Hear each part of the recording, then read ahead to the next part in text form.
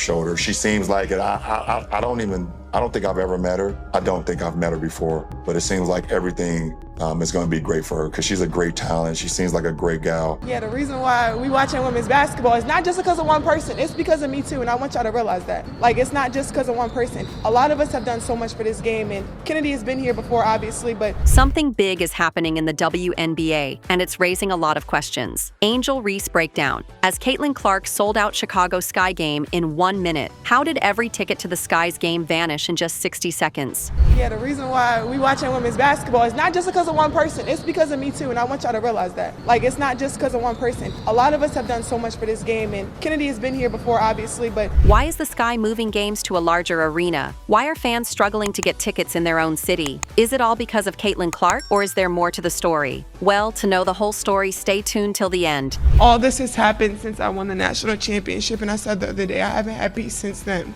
And it sucks, but I still wouldn't change. I wouldn't change anything, and I would still sit here and say, like... Something really surprising is happening with the Chicago Sky this season, and it has a lot of fans talking, some excited, others frustrated. On February 28, 2025, the Sky made a big announcement. Instead of playing at their regular home Wintrust Arena for 2 key games against the Indiana Fever, they're moving to the massive United Center. That's a huge change. Wintrust can hold 10,387 fans, but the United Center, home of the Chicago Bulls and Blackhawks, fits 20,917 for basketball games. That's more than double the space. These games are scheduled for June 7th and July 27th. The second game was even pushed back one day, from July 26th, just to fit this change. Why the move? It all comes down to demand. These games aren't just regular matchups. They're part of something much bigger. When tickets for the June 7th game went on sale at 11 a.m., every seat in the nearly 21,000-seat arena was gone in just 60 seconds. Some early reports said 5 minutes, but fans quickly made it clear it only took 1. People were stuck watching seats disappear before their eyes. Many didn't even get a chance to pick one before everything sold out. And with ticket prices starting at $200, it's clear how much things have changed. Not long ago, that amount could have bought you season tickets. Now, it might not even get you into a single high-demand game. And the reason for all this? Caitlin Clark, the Indiana Fever rookie and 2024 WNBA Rookie of the Year, has become one of the biggest names in sports. Her presence alone has caused ticket sales to skyrocket across the league. Some call it the Caitlin Clark effect, and it's hard to argue with that. She's drawn massive crowds and brought a whole new level of attention to women's basketball. But while all this buzz is great for the league, it's causing problems too. Loyal Sky fans are having a hard time getting tickets in their own city. Scalpers are making money, and many local supporters feel pushed aside. With 3 other Fever Sky games set to happen in Indianapolis on May 17th, August 9th,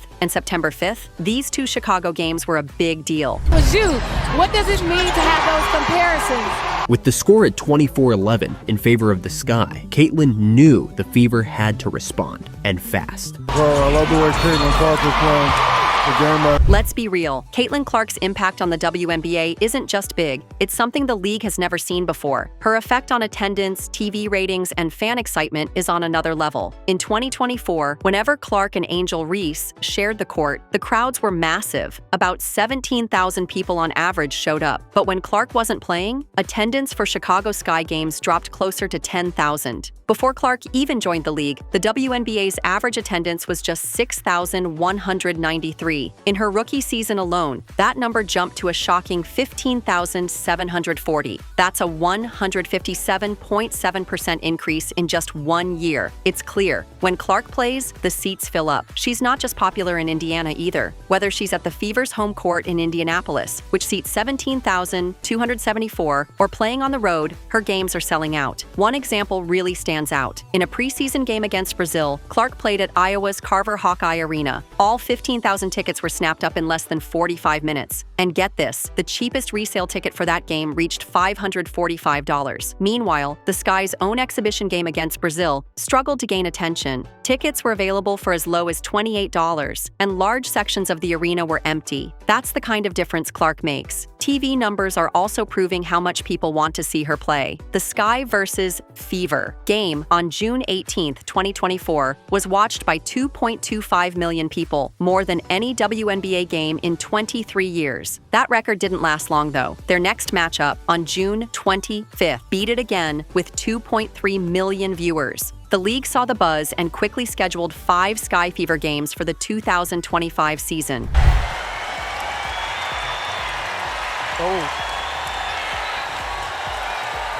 Then there's Angel Reese. She's also a huge name in the sport, known for her fierce attitude and strong performances. Drafted 7th overall by the Sky in 2024, she's made her presence felt, especially with her 25-point, 16-rebound game in a close win against the Fever. Her fans are incredibly passionate. Some even say she's just as big a reason for the United Center sellouts as Clark, but the reality is a bit different. Sky games without Clark often struggle to fill the smaller Wintrust Arena. Reese's stats across the Fever matchups were solid, averaging 13.5 points, but Clark was the one putting up huge numbers like 31 points and 12 assists in a dominant Fever win on August 30th. Off the court, Reese is still making headlines. Her celebration gestures during LSU's 2023 championship win over Iowa became viral moments, sparking national conversations. She's continued to stir up talk with social media posts and support for hard fouls against Clark. Still, when she played in the unrivaled league, the game drew just 89,000 viewers, the lowest rating the league had ever seen. Clark, on the other hand, keeps breaking records every time she plays. The last 3 buckets from Lindsay Allen. Even with Caitlin's wizardry, placing Aaliyah Boston in perfect positions to disrupt the streak didn't change the Sky's plans. Taking all night. Caitlin Clark. The rivalry between Caitlin Clark and Angel Reese didn't start in the WNBA. It's been building for years. They've battled since college, first when Reese played for Maryland, then at LSU, while Clark led Iowa. Fans still talk about that 2023 NCAA title game where Reese's LSU beat Clark's Iowa, but Clark got the last laugh in 2024, knocking Reese out in the Elite Eight. Fast forward to the pros, and Clark has won 3 of their 4 meetings so far in the WNBA. Now, their next game on June 7th, 2025, will be their 8th overall, this time in the biggest venue yet, the United Center in Chicago. This isn't just a game, it's a major event. People compare it to old-school NBA battles like Magic versus Bird. You've got Clark, who knocks down deep threes and runs the offense like a general. Then there's Reese, who crashes the boards, talks her talk, and brings the energy. They're completely different players with totally different vibes, but that's what makes it exciting. Still, while Clark doesn't focus too much on the rivalry talk, Reese seems to enjoy stirring the pot a bit. Through her interviews, tweets, and reactions during games, the United Center holds over 20,000 fans, and most of those seats are expected to be filled with people wearing Clark jerseys. Some fans are even calling it a home game for the Indiana Fever. That's how intense the support for Clark has become. Even though it's technically the Sky's arena, the loudest cheers will likely come when Clark hits a shot or makes a big play. That's got to be strange for the home team. Just backs her down, strong, and gets it. It's 4.5 to play. Watch Marina Mabry on this possession.